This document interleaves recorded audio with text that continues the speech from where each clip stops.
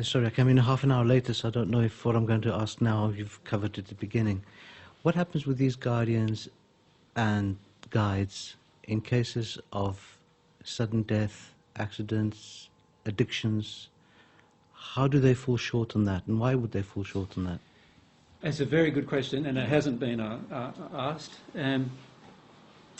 For a start, your guardian, who is the role of protecting you, if we die unexpectedly, generally there's only a few reasons why we die unexpectedly. One reason is what you would call accidental. So it's an accident that has occurred through some kind of event, chain of events. The second reason generally is through some kind of ill health or illness that we have that came upon us suddenly perhaps, or over a short period of time, and caused us to die. You know, even something like cancer or other types of illnesses like that. They're the two times when we die before our time, as the saying goes. Now, we need to understand firstly something about death. None of us need to die, ever. So that's number one. The only reason why we die is because we grow old slowly. And the reason why we grow old slowly is because of the different emotions in us that cause us to shut down our spirit-body systems that keep the replication of the cells going in a pure or in a perfect manner. So as many of you would know, your cells in your body, every single cell eventually is replaced within 7 years. Now, some of the cells of your body replace every week, and some every month, and some over a period of 7 years. But what scientists have discovered is that by the time after you're 21 years of age, some of the cells don't reproduce properly. They don't reproduce a clean, perfect cell anymore, like they are copying, but they reproduce with an error, and they've called that the death gene. That has an error in the cell reproduction that causes the cell to degrade in its nature. Now, God didn't create us with that. That comes about because of the emotions that we have that shut down the process of reproduction properly within our own body. Now, so if we are aware of that, we understand that our emotions are causing us to grow old and die, for a start. Nothing other than what we hold on to inside of us that's unloving causes us to grow old and die. So even our death, so-called naturally, is an unnatural event in the sense that it doesn't have to happen the way it currently happens. So that's the first thing to understand. Secondly, if we die before that natural event occurs, in other words, our own natural ageing process is kicked in because of the different emotions that we've shut down, and normally under those circumstances we might die when we're 90, let's say, years of age, but all of a sudden we're faced with an event when we're 35 and we die. So it might be an accident, a car accident, let's say. We're driving along in the car, bang, you know, and a big accident occurs and I die instantly or shortly after. Now, accidental events like that are a combination of what is called our law of attraction working in lots of different areas. And our guardian cannot undo our own law of attraction. He can't reverse what we are attracting. He can only drop ideas into our mind and thoughts into our brain, don't drive on that road today, or something like that. Now, last time we were here, it was Dionysus, wasn't it, who had his guides telling him, he drove a motorbike around the place very fast, and his guides were telling him that if he continued driving his motorbike, he would die.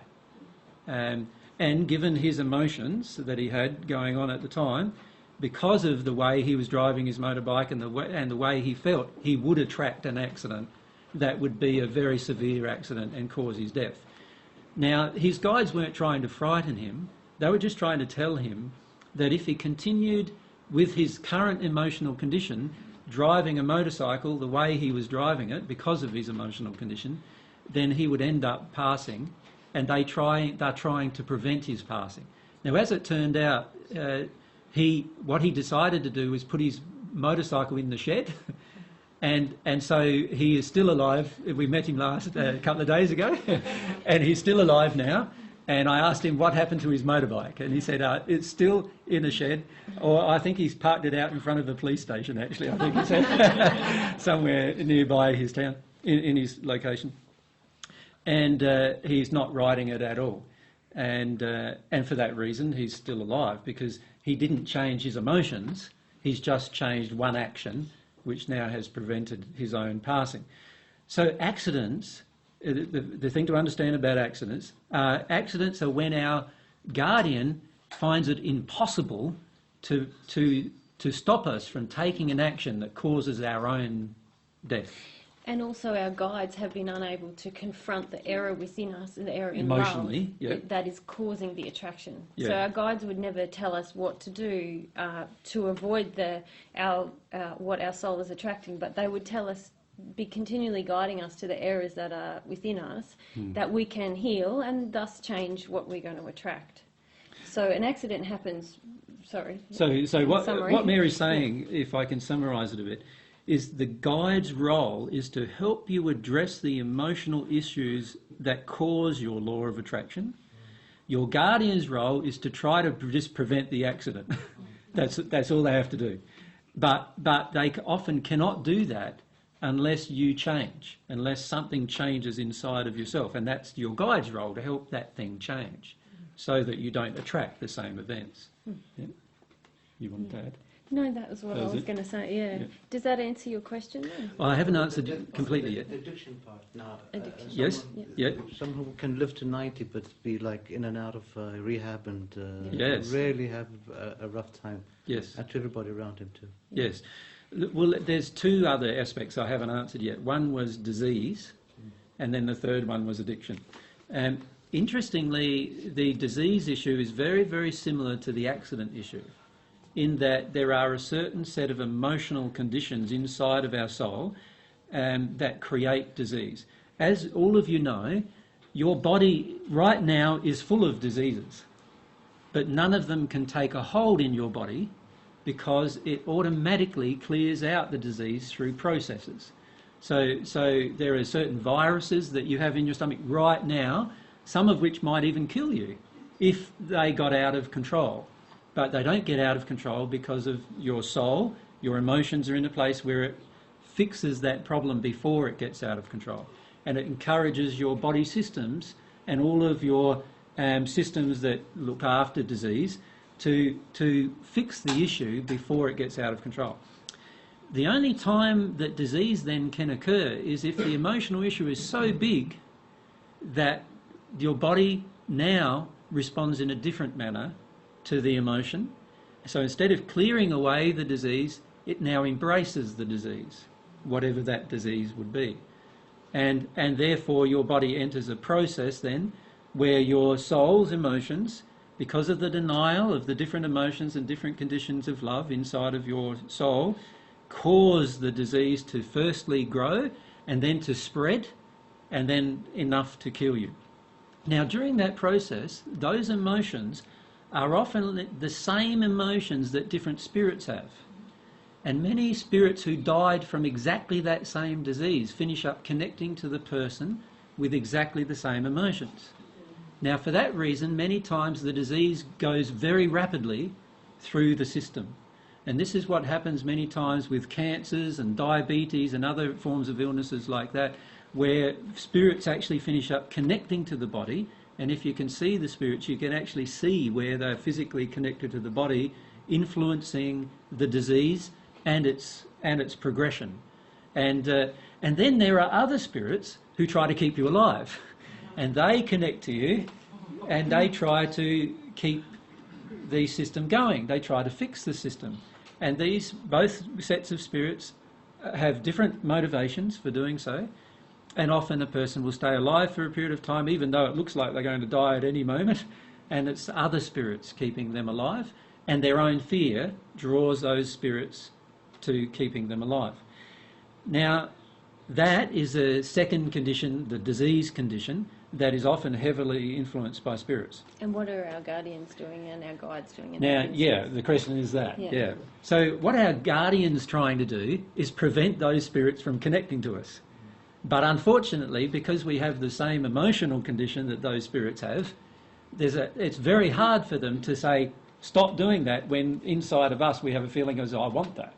And so they are often trying now to work against the addiction or against the emotion that we're trying to prevent. And because to do that would be against God's law, the guardian then has to step back and let the process occur as it's occurring. In other words, the guardian can no longer really protect us from the process that we ourselves have engaged. Our guide is still trying to tell us things like, this disease can be cured. This disease, and so this is why a lot of people then go for physical cures, and they go here and go there, they eat differently, because their guide's trying to tell them this disease can be cured. But unfortunately, most of our guides are trying to tell us how it's going to be cured is by releasing an emotion that causes the onset of the disease. And most of us, by the time we have the disease, are very reticent, very unwilling to release the emotion that caused the disease. And so we are very blocked to that. So that's the second issue with regard to disease. The third issue is with regard to addictions. Addictions are always involving spirits of a lower condition. So if I'm addicted to smoking cigarettes, for example, I know inside of me, and there's plenty of evidence outside of me, that I am shortening my own life. Now, no person in their right mind, as the saying goes, chooses to shorten their own life willingly, and no person in their right mind would actually pay to shorten their own life. Does that make sense? So the fact that I'm doing that means there must be some fairly heavy emotional influences upon my choice. And it could be that I'm very sad inside, and so therefore I have this sort of feeling, so much sadness that I just feel like it doesn't really worry me or matter to me what happens to my body. Now, unfortunately, that sadness will connect with a spirit who's sad, who's passed over, who still has a longing to have cigarettes, to smoke cigarettes. And so that spirit connects to us because he gets to share the cigarette with us in the connection. And so while I'm smoking, I'm now not only just smoking for myself, I'm smoking for a sad spirit who's connected with me as well. And so then when I try to give it up, I feel motivation from that spirit to continue doing it. And that's why it's very, very hard for us to give up a lot of our addictions, because we have actually heavily spirit influence causing us to continue the addiction. And you gave the example of someone who lives to 90 but they're in and out of rehab. Very often you think, my gosh, how can their body still be surviving? They're injecting chemicals but very often it is because there's a number of spirits around them who are invested on keeping that body going so they can get the high as many times as they can before this person passes and they have to find a new one. Yeah. My grandfather was a very... He was basically a drunkard. He spent most of his life from midday onwards totally drunk. He would drink one flagon. In Australia we have a 4-litre flagon of port every day. He would drink. And most people go, how come he wasn't dead, like doing this to himself? But because he was sharing it with spirits, you see. And those spirits kept his body alive, literally, sharing his food. And unintentional, that was. And so what was happening is they would keep him alive longer and longer, and eventually he had part of his liver cut out, and he lost a kidney, I think, as well, and he still kept drinking, and yet most people thought like he should be dead by the time he was 40 with the amount of alcohol he was drinking. He died, I think, when he was 66 or 64. So he lived a long time considering the amount of abuse he was dishing out to his own body. So AJ, it's right to say that even spirits in very low conditions can still give energy to our spirit body to keep it maintaining the physical body. Yes. They can still add to it. They still have that potential. And they do that for codependent reasons. So if I'm a spirit, while I'm keeping the guy alive, I can still share the alcohol. If he dies, I've got to go and find another person to share the alcohol with, and there's already other spirits connected with that person. And then I'm, you know, so I'm very invested in keeping this guy alive for as long as possible. And many times they keep them alive for very long periods of time while they are in and out of rehab, in and out of all sorts of other problems throughout their life. And usually it's only, these spirits only disconnect when the person on earth is physically prevented from actually having the addiction met. So for example, if a person who's a drunkard goes to jail and he can't drink anymore, now the spirit with him is very frustrated. And it's highly likely that he will leave him and go to another person who is drinking still, and he'll leave him alone. But as soon as he goes out of jail, what does the spirit get him to do?